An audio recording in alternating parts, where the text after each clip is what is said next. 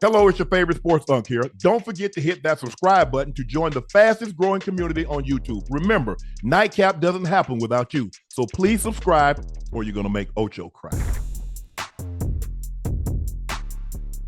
Arkansas pulls off an upset down in Fayetteville. Whoa, suey. The Razorbacks get their first AP top win at home since 1999. Tennessee quarterback Nico Iamaleava. Iamaleava. Hey, Nico, I don't know what you were thinking. When you got the ball, it was 6 seconds on the clock. Ocho, we're not going to be as harsh as if he was a professional player, but that was a Pop Warner moment. Why the hell would you run out of bounds with no time on the clock? Bro, throw it in the end zone. Who cares if it get picked? You got to give your guy an opportunity. You got to give him a chance, especially in that case. You only got 6 seconds to go. I think he didn't want to throw a pick, not knowing that you got to throw that up there. You got to give somebody a chance to make a play, especially at the end of the game, and there's no time left on the clock. Ocho, guess what else he hadn't thrown? A touchdown. So he was just as likely to throw a touchdown as he was an interception, considering he hadn't thrown either one. So there's a 50-50 chance in that situation. You throw a touchdown, you win. You throw an interception, you lose. But guess what happens 100% of the time if you run out of bounds in that situation? You lose. Can't do that. You can't do that. 100% of the time, if you run out of bounds with no time on the clock and you're trailing on the scoreboard, you lose. I don't get it. He's a quarterback of a Power 5 school. You have to be of fair intelligence to process information, recall. I get it. A lot of teams, Ocho, they just hold up the play, and the play is what it is. It's not like you regurgitating what you hear come through the headset, like in the NFL. You got to know that. But Ocho, you got to know that we can't blame college. I mean, at any point on any level, if it's 6 seconds on the clock, you got to put the ball in the end zone and give your team a chance, or at least an opportunity. You got to. Ocho, you got to. Yeah. You got to, man. Come on, bro. Well, give Arkansas credit. For one, go ahead. They didn't even have to be in this situation. They had 4 quarters to get the goddamn job done now. So we can't talk about just the one play at the end where he made, I hate using the word bonehead, but that's what my coaches used to say when I used to make mistakes like this. That was a bonehead play, Ocho. Yes. It was. I mean, you have to see, that's football IQ. That's situational awareness. If I run out of bounds, we guaranteed to lose. Okay, Ocho, let's just say for the sake of argument, you throw it to the end zone. They PI. Guess what? You get another play and you get it at the 2-yard line. So now you're even closer. He took all the probabilities, anything that possibly could have happened, good, bad, or indifferent. He ran out of bounds. He took that on his back and ran out of bounds with it. Yes, sir. Hey, listen, this is the learning experience for him, because this opportunity or this chance might come again at some point later on in life. And it's maybe not college, maybe NFL. You never know where he decides to play at the next level. It's going to come again. It's going to rise again, and he won't make that same mistake. He won't make it again. Boy, if he would, can you imagine had he done this in the NFL, he would not be able to go home. Oh, yeah. With no time on the clock, you're down 5 points. And you run out of bounds with no time on the clock, and you don't throw it to the end zone, you don't try to fumble it forward, you don't do nothing. You guarantee, like, you know what? He's like, Arkansas, I'm gonna let y'all lead with the win. My name is hold on, let me see. Hold on. As you got this thing, Iamaleava. That's the phonetics. Iamaleava. He said, well, I'm gonna leave here with a loss. And you know what the funny? He said, the funny thing about today's games is I looked at the schedule. I looked at the schedule for the game today, and I said to myself, well, damn, looking at the schedule, today's collegiate games are going to be boring based on the slate of games that I saw. I was like, well, all the teams that are ranked are basically going to win the games that they're playing against their opponents. And hell, man, it was completely different. It was completely different than what I expected. For those that gamble or bet on these games, I know you got to be pissed. You got Oh, yeah. Everybody caught the L because I know for certain you took Alabama over Vanderbilt. Yeah. Definitely. But Ocho, this is why people love football, because it's one game. It's not a series. You play baseball, you play a basketball, or you play, it's the best 2 out of 3. It's the best 3 out of 5. It's the best 4 out of 7. But in football, it is not a series. It's one night. And see, the thing is that, I can have a bad night in basketball. Because look at, Michael lost game 1 of his first NBA finals. They came back and won 4 straight. Had that been football, it's over. Somebody else is winning the Super Bowl. Somebody else is winning the national championship. That's why people love football so much. Because on a given night, the best team don't always win, but the team that plays the best will normally win. Think about it. Think about some of the teams that lost tonight. Think about when Tennessee was ranked at the highest, or Alabama was ranked at number 1 and number 2. Back in the days where they have when Saban was there. How often do you see a team that's ranked high lose? Or when the Florida States and the Floridas and the University of Miami used to dominate and they were ranked real high. Like, the chance of them losing a game like this, the teams that are unranked, that's slim to none, huh? You got to understand now, this is a conference. Vanderbilt plays in the conference with Alabama. Arkansas and Tennessee are conference rivals. Texas A&M and Missouri, they're conference rivals. Now, Washington and Michigan. I don't think, is Washington in the Big Ten? Or is it just UCLA and USC? Washington didn't make the trip, did they?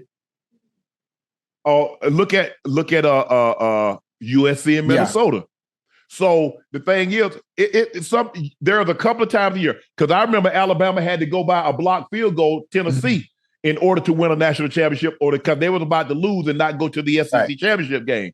So we've seen things like this happen before, but normally the higher seed, the number 1, the number 3, number 14, they find a way to pull it out at the end, and they just had a scare.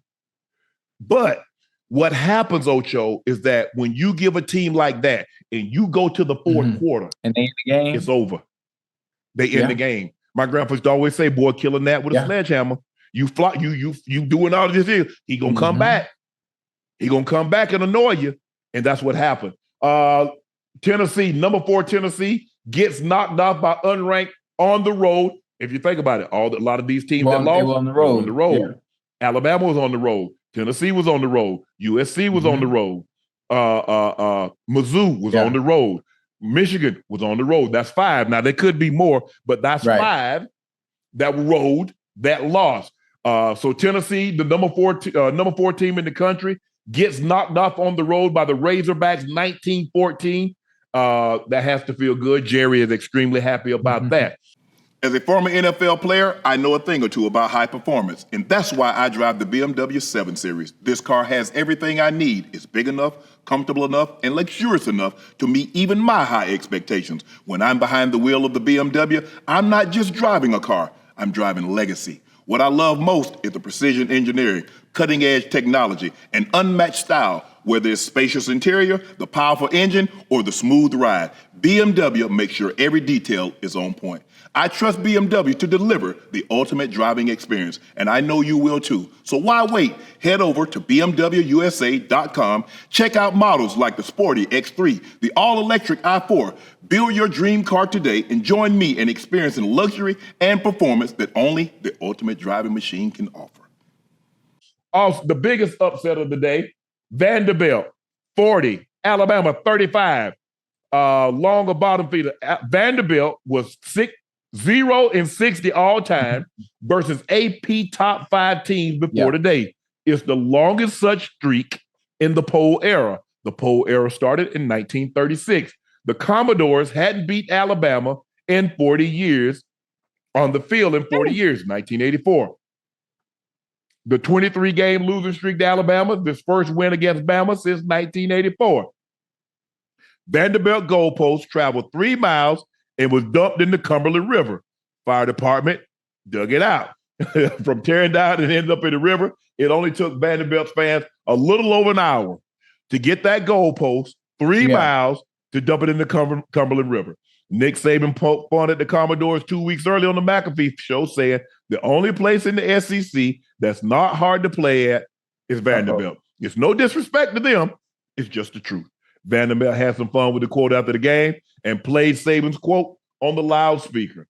Ocho, Alabama goes down 40-35, the number one team in the country after they took down the number 2 team, Georgia Bulldogs, who hadn't lost a regular season game in almost 3 years. But today, Vanderbilt, I've never seen anything like this, Ocho.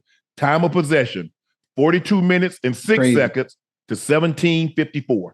I've never seen that lopsided of a time of possession. Now, I'm not saying it hadn't happened, but I'm just saying I hadn't seen it. You know why it's happening? I'm trying to understand and figure out, where's Alabama's defense? They continue to disappear. Offensively, they play well. They play well in spurts, and then they disappear for a little bit and allow team to get back in. When they played Georgia, they had a significant lead, and the defense allowed them to come back and get in the game. Today, when Alabama defense needed to stop, they couldn't get a stop, Unc. I was hoping they would get a stop just so they can get the ball back again and see if Brother Milroe could take them boys down and score so they could pull this one off today. If you think about it, Ocho, on the third play of the game, second play of the game, he throws a pick six. It's a fluky pick six. The ball caroms up in the air. The guy picks it off. He got strip sacked. The guy did a great play. He got him dead to right. It's not good enough to just get the sack, Ocho. He strips the ball out of his hand. Great awareness from him.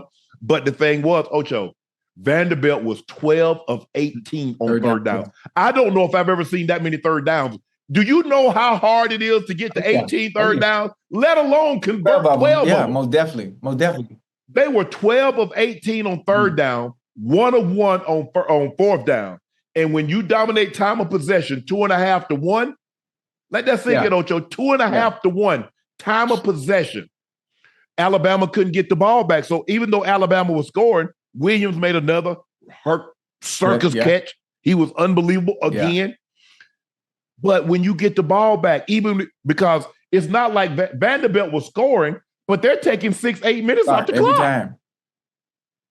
Every time. And so they got the quick score. It's like, okay, you got 2 timeouts, Ocho. You got 2 minutes and 38 seconds.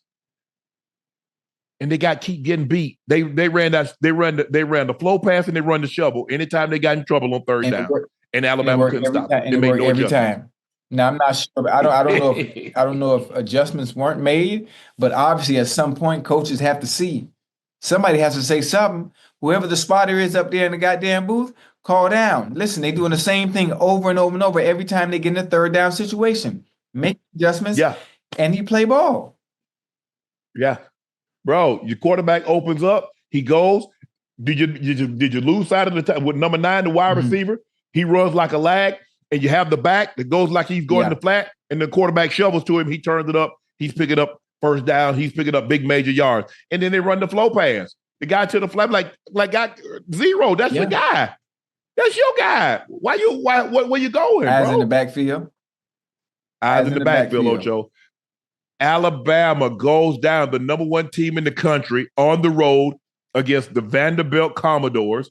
Normally, the guys at Vanderbilt, they're probably going to be more apt to be financial advisors. They're going to probably be not a whole lot of guys end up in the NFL.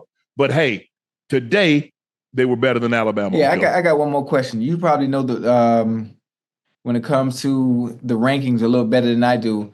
And even though Alabama lost, now what does that mean for their ranking as far as being number 1 in the AP poll? Does that change? Oh, they gone. They're not being number 1. Texas probably move up to number 1 because they're the number 2. Okay. Yeah. The question is, how far will they drop? They did lose to another, but here's the thing. Tennessee, they lost to an unranked team. USC, they lost. Michigan, number 10, they lost. Mizzou was number 10. They lost to an unranked, Texas A&M, I think, was number 25. So they lost. So the question is, how far does everybody drop? Do you think Alabama drops far is simply because it is Alabama? Yeah, it's an unranked team. That's Vanderbilt. Yeah, but I'm saying, that committee, they be playing around when it comes to certain teams, man. But here's the thing. You got 12 teams this year. It's not a death sentence. Okay. Probably Had this is the regular format where you're only taking 4 teams, this probably would have been a death blow. But because you're taking 12 teams, it's not life or death. Now, you can't have any more slip-ups. Now, you still got Ole Miss. You still got Auburn. You still got LSU on your schedule.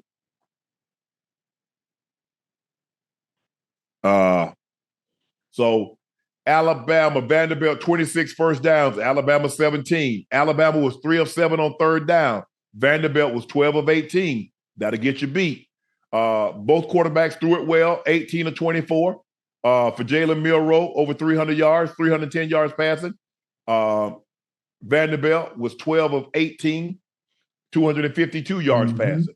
So, but the difference was Vanderbilt had 54 carries for 186 yards. When you run the ball 54 times, you're going to dominate every time because clock is going to tick. It's so funny. I think today, as far as ranked teams are concerned, today was the day of upsets. Not only did Alabama, Michigan, USC, and Tennessee lose, obviously Alabama as well. I mean, the UM game is going on right now, and Cal is beating number 8 ranked UM 21-10. Like I don't, and it can't be because everybody's playing away. I mean, I understand home field advantage, but not by that much. It's different, Ocho. It's different. You got to deal with college kids. A lot of times the moments, the lights get bright. They're not used to being in that environment.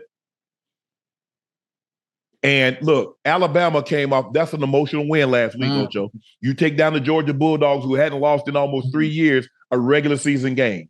You take them down. You go in to play Vanderbilt. Vanderbilt is the doormat. Hey, Vanderbilt's everybody's homecoming.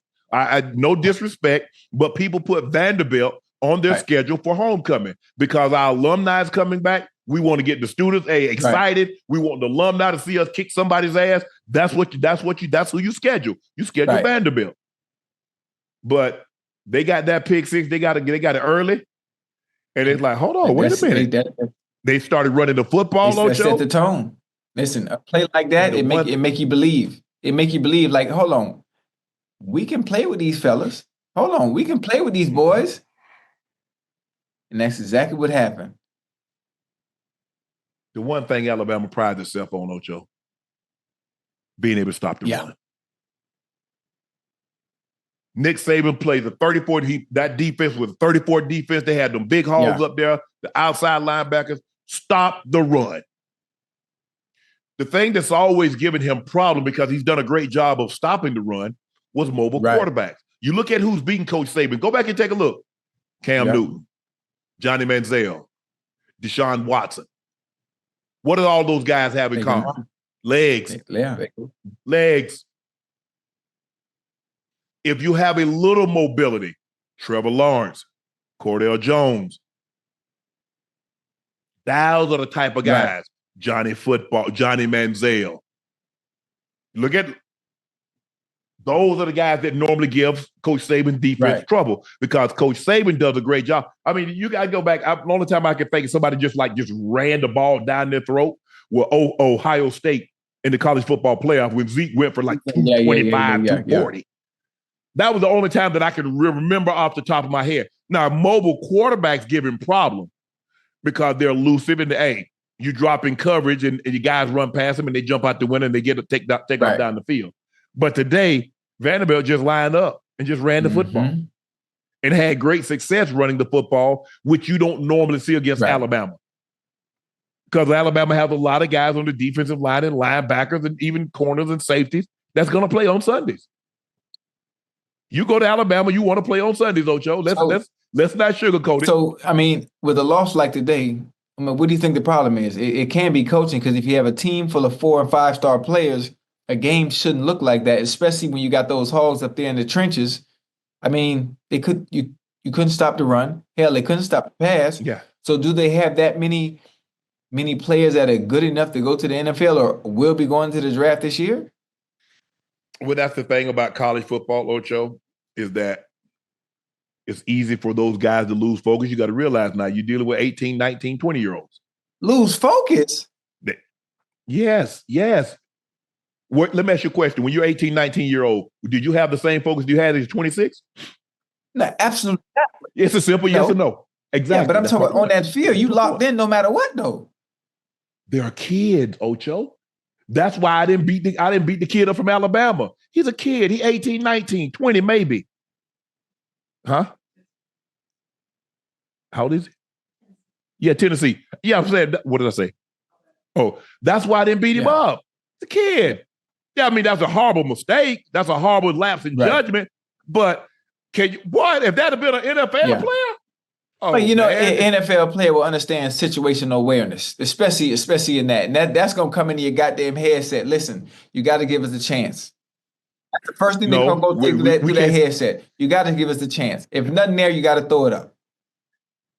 Ocho, we've seen guys run out of the end zone. That's NFL quarterbacks. We've seen guys make we've seen quarterbacks make bonehead plays, like have a guy throw the ball out of the end zone. Like, bro, where are you throwing the ball? Why would you throw the ball? But as an 18, 19-year-old, yes, that's the hardest thing is to keep the guys focused because they have the attention span of an 18, 19-year-old is not that of a 25, 27-year-old. Look, and I understand the NIL money, the collective money, and they get some money. Now I get that. But the focus is not that of a professional because you understand these are still kids. I mean, some kids are mature. I'm not saying all of them, Ocho, but I'm saying it's harder to get young guys to have a singular focus than, say, NFL guys. But there's no excuse for him. No excuse for him running out of bounds. There's no excuse for that. But we saw it last week, Ocho, that the guys lose a little focus here, and it doesn't take much now. Because the game is like inches, not miles. You have a lapse in judgment, it's a touchdown. That's it. It's a touchdown. But give Vanderbilt credit. I mean, they got tired of being there 2-2, 1-1 in the conference. I'm sure they get tired of hearing we the weak link. I mean, y'all just collecting checks. Y'all get y'all $45, $50 million that the SEC dole out after everything that's happened. Y'all happy with that? Y'all got a big old endowment, but y'all ain't really trying to win no football games. First of all, it's so damn hard to get into there. I mean, I ain't going. Man, look, I'm not finna spend all my time studying. I'm majoring in eligibility, which means I'm trying to stay on the field to get to the next level. Right. Y'all not finna have me in study hall 5, 6, 7, 8, 10 hours a week. Oh, hell nah. In the library writing, doing projects. Oh, no. So I majored in football. That's my major. And it's the process, if I got to get a degree in political science or history or criminal justice, okay. But listen, we on the same page. We on the same page. Yeah. Now, my brother, he was there to go into summer school, got 2 degrees. Nah. The only degree I was trying to get was like a suntan. It was 105 in Savannah. That was the only degrees, 105 degrees. I was like, I'm here now. I might as well, go to class and get my schoolwork. Like my granny said, get your lesson, son. Get your lesson. You down there, son. Get your lesson. Might as well, Ocho. I was down there then. But Vanderbilt pulls off one of the biggest upsets in the last decade, at least. Taking down number 1 Alabama, 40-35. They dominate time of possession, 42 minutes and 8 seconds to 17 minutes and 52 seconds. Give Vanderbilt credit. They won. They deserve to win. They outplayed them today.